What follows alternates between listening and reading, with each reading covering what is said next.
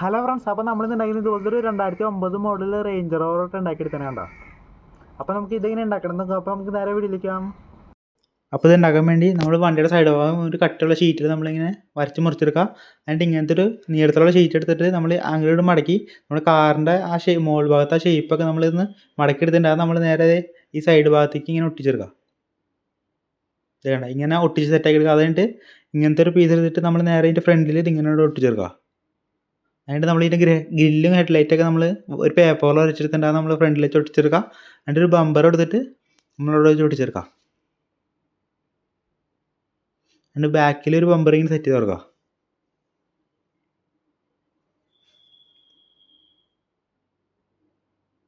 കണ്ട ഇപ്പോൾ സെറ്റ് ചെയ്തെടുത്താണ് കേട്ടോ.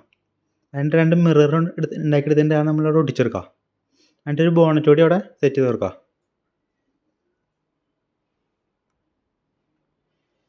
അതിൻ്റെ നമ്മൾ വണ്ടിയുടെ ടയർ ഇങ്ങനെ സെറ്റ് ചെയ്തെടുത്താണ് കേട്ടോ. അത് നമ്മൾ പേപ്പർ വെച്ച് ഉണ്ടാക്കിയെടുത്താണ് കേട്ടോ ടയർ.